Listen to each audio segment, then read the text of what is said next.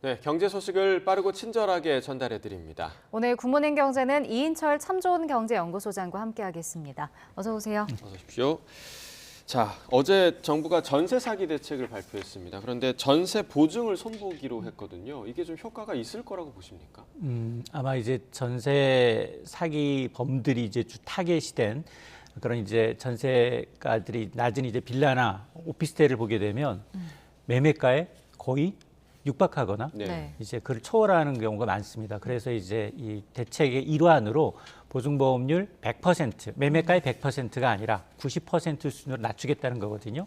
자, 그렇게 되면 사실 최초부터 사전에 이제 이 조직적인 전세 사기단이 이제 이 목적으로 반환보증보험을 목적으로 하는 것은 좀 차단할 수 있으니까 어느 정도 이제 효과는 있다고 봅니다. 효과는 있는데 이제 부작용도 있어요.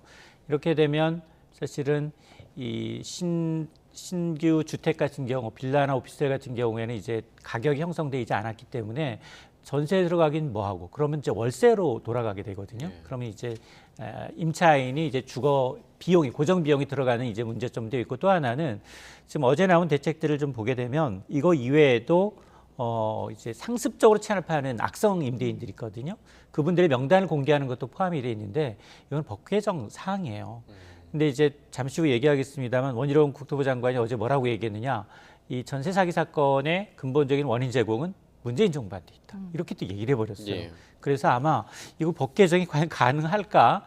더불어민주당이 이 사안에 대해서 이제 동조를 할까? 협조를 받아야 되는데 이것도 좀 의문입니다. 네. 지금 좀 얘기해 주셨는데 이제 원희룡 장관이 이제 어제 얘기할 때 전 정부의 임대차 3법이 이제 원인이다라고 지목을 하면서 전세 사기 피해가 이제 올해 절정일 거다라고 얘기를 했어요. 이거 뭐 이유가 있을까요?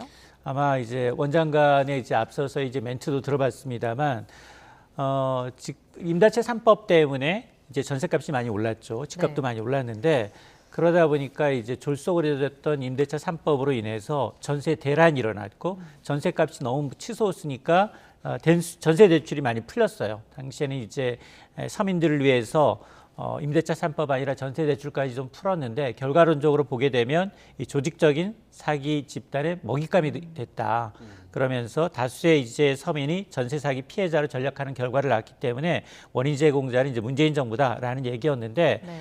그러면서 전세 피해 물량이 2019년부터 2022년 초까지 집중됐기 때문에 아마 올해가 피크일 것이고 그리고 내년까지도 이 문제가 지속될 수 있다라는 얘기거든요. 뭐 일정 부분 뭐 맞는 얘기일 수도 있습니다. 실제로 이 허그가 전세보증금을 대신 내준 금액을 보게 되면 거의 지난해가 1년 전에 비해서 거의 2배 가까이 늘었고 5년 전으로 거슬러 가보면 16배 정도 늘었거든요. 그만큼 전세금 반환보증보험에 가입했는데조차도 전세금을 돌려주지 못하고 임대인이 돌려주지 못하고 국가가 나서서 대신 내줬다라는 의미이기 때문에 일정 부분 맞는 얘기긴 하지만 과연 이제 이걸 들을 때 언제까지 전 정부 탓을 할 거야 이런 이제 비난의 목소리도 함께 나오는 상황입니다. 네. 자, 이제 해외 증시 얘기를 좀 해보겠습니다. 그러니까 유럽 중앙은행에서 기준금리를 0.5%포인트 올렸거든요. 근데 어제 미국에서는 0.25%포인트 베이비 스텝이었는데 유럽에서 이렇게 빅 스텝을 유지하는 이유가 어디에 있다고 보십니까? 아직도 이제 이 유럽과 이제 영국의 경우에는 물가가 상당히 높습니다. 예. 미국은 이제 소비자 물가 지수는 6% 중반까지 9% 정점 찍고 내려왔고 또 이제 개인 PC 이제 물가 지수의 경우에는 사실은 뭐 5% 그리고 이제 근원 물가의 경우에는 4%까지 낮아져 있거든요. 근데 지금 어제 보니까 이제 유로존이 1월 소비자 물가가 발표가 됐어요. 유로를 사용하는 20개 국가의 이제 유로존 물가 1월 물가를 봤더니 여전히 8.5%입니다. 예. 자, 그러다 보니까 물론 지난해 10월이 두 자릿수였습니다. 10.6%로 정점을 찍은 이후 석 달 연속 내려오는 건 맞지만 아직도 갈 길이 멀다라는 게 지금 이 라가르드 총재, ECB 총재의 의견이거든요. 그러다 보니까 지금 이번에만 빅스텝이 아니라 네. 지금까지만 하더라도 5회 연속이에요. 그리고 9월, 10월에는 자이언트 스텝, 3단계씩 한꺼번에 금리를 올렸거든요. 근데 3월에도 기준금리를 빅스텝으로 0.55%포인트 인상하겠다. 라고 이제 밝혀서 굉장히 고강도 긴축할 것임을 예고를 하고 있습니다. 예. 상당히 이례적이에요. 왜냐하면 선진국 가운데는 이미 캐나다가 이제 금리 인상 어느 정도 이제 중단 가능성을 시사했죠. 제일 먼저. 네. 거기다가 어제 파웰 의장이 두 가지를 얘기했잖아요. 하나는 이제 이 디스인플레이션, 경기 물가 상승 둔화. 그리고 또 하나는 커플이란 단어로 금리 인상 기껏해야 앞으로 남은 거 2번 정도다라고 이제 연기를 했기 때문에 이제 금리 인상 이제 정점에 도달했고 연내 금리 인하 가능성까지 선 반영하면서 전 세계 금융시장이 다 좋았어요. 홍콩 증시 빼고 전 세계 증시가 다 올랐거든요. 그랬는데 의외로 유럽 중앙은행은 굉장히 강하게 물가를 잡겠다는 이제 의견을 긴축 의지를 표시하고 있습니다. 예. 네.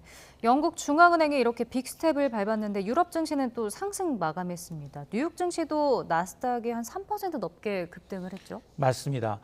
특히 이제 어제 장마감 이후에 실적을 공개했던 이제 메타가 어닝 서프라이즈 수준의 실적을 공개한다다가 그리고 400억 달러에 달하는 무려 49조 원 상당의 자사주를 매입하겠다는 겁니다. 이러다 보니까 기술주가 3% 넘게 올랐습니다. 대형지주의 S&P 500 지수도 1.47% 올랐는데 다만 이제 블루칩 중심의 다우존스 산업평균 지수만 소폭 떨어지면서 혼조 양상을 보였지만 그러나 내용적인 측면에서 나쁘지 않아 보입니다. 일단 이제 메타가 이제 이 시가총액의 전체 10%에 달하는 400억 달러의 이제 자사주 매입을 밝히면서 주가가 하루 만에 23% 급등을 했거든요. 네. 그러다 보니까 이제 빅테크 기업들의 주가가 일제히 오름세를 나타냈고 또 주간 고용 지표가 발표가 됐어요. 주간 실업 급여 신청자 수가 발표됐는데 지금 뭐 빅테크뿐 아니라 이제 월가에서까지 감안을 하고 있음에도 불구하고 주간 지표는 여전히 좋습니다. 실업수당 신청 건수가 지금 18만 3천 건에 그쳐서 오히려 이전 주보다도 3천 건 줄어서 지금 5주 연속 감소세입니다. 그러니까 실업하신 분들이 줄고 있다는 얘기인데 그만큼 지금 이 대규모 해고 소식이 들리고 있음에도 불구하고 고용 지표는 굳건하다라는 게 다시 한번 지금 나타나고 있는데 고용은 사실은 후행성입니다. 지금 나타나고 있는 이제 이 통화정책 긴축의 효과가 시차를 두고 발생을 하게 되면 올해 안에 실업률이 상당폭 올라갈 수는 있겠지만 그래도 IMF도 그렇고 지금 전문가들도 미국이 경착륙이 아니라 이전에 우려했던 경착륙이 아니라 연착륙에 성공할 것이다라는 이제 기대감 때문에 조금씩 이제 낙관론이 좀 퍼지고 있는 것이고 유럽도 지금 유럽중앙은행과 영란은행이 굉장히 이 금리를 올렸음에도 불구하고 이걸 소화하면서 독일 증시는 거의 뭐 2% 넘게 올랐거든요. 굉장히 좋은 상황이고 국제유가는 달러가 강세를 보이면서 3주 만에 최저치로 떨어졌습니다. 뉴욕 상업거래소에서 거래되고 있는 3월 인더분 서부 텍사스산 중진리의 경우는 배럴당 75달러까지 내려앉았습니다. 네. 자, 우리 경제 얘기를 해보면 우리는 지금 물가 때문에 계속해서 지금 고민하고 있는 상황이거든요. 그리고 공급요금 또 더 인상될 예정이고요. 그런데 이제 미국에서는 금리 그 속도 조절을 했는데 한국은행이 이번 달에 좀 어떤 결정을 내릴지가 좀 궁금합니다. 한국은행은 카드가 한 장 남았어요. 네. 미국은 카드가 2장 남았어요. 그럼 어떻게 할까? 이번에 금리를 인상 카드를 쓸까요? 저는 개인적으로는 이번에 쓸 수가 없다. 예. 왜냐하면 지금 금통위 6명 중에 3대 3으로 의견이 갈렸어요. 3.5 지금 적정해. 지금 경기 좋지 않죠. 부동산 경기 좋지 않습니다. 예. 기업들 고금리 때문에 투자 줄이고 있거든요. 그래서 사실은 한 번 더 올라가야 된다는 의견이 3.75까지 가야 된다는 의견이 3.3인데 캐스팅 보트는 이창용 총재가 지고 있어요. 근데 이창용 총재는 늘 하는 얘기가 우리 통화 정책은 미국에서 벗어날 수가 없다. 그럼 우리가 지금 한번 이번에 소진해버리면 미국이 2번 남아있는 카드를 어떻게 쓸지 몰라요. 그러다 보니 아마 이번 굉장히 찬반 논란은 있을 수 있지만 금리 인상 타이밍은 2월은 아니다. 3월에 미국이 금리 인상 한번 하는 거 보고 그때가 만일 미국도 지금 고민하고 있어요. 네. 한 번으로 끝낼 건지 아니면 2번 더 가야 되는지. 그걸 확인하고 난 다음에 갈 확률이 굉장히 높고요. 아마 그리고 또 하나가 있어요. 한국은행의 기준금리의 선행 지표가 있어요. 그게 뭐냐면 국고채 3년물이에요.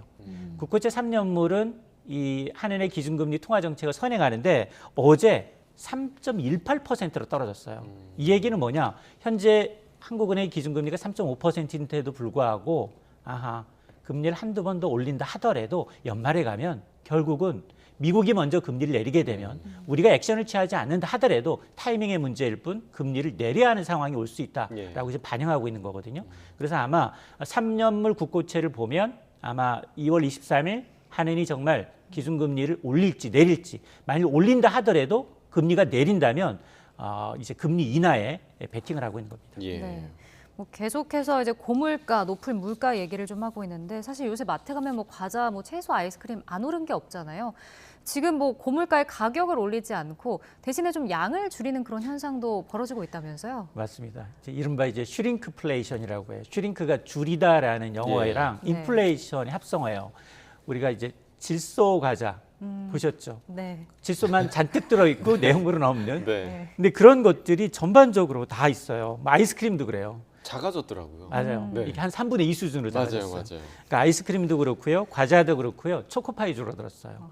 그리고 음료, 요거트도 줄어들었어요. 네. 음료도 마찬가지고요. 그러니까 보통 내가 사 먹던 병이 아니네. 뭔가 내가 좀 만족스럽지 않다 그러면 용량을 좀 따져볼 필요가 있는데 외식도 비슷합니다.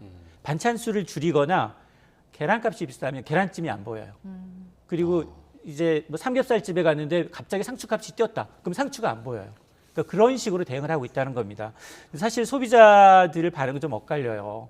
대부분은 야 이거 눈속임수 아니야? 소비자 기만하는 거 아니야? 라는 반응이 압도적으로 우세한데 일부에서는 야 그래도 가격 인상보단 낫잖아. 가격 한번 올라가면 외식 가격 절대 내리는 법이 없어. 네. 차라리 용량을 좀 줄여서라도 좀 유지하는 게 나아. 이런 의견도 있지만 그럼에도 불구하고 이건 이제 편법이기 때문에 정확하게 소비자들한테 고지를 해야 합니다. 네.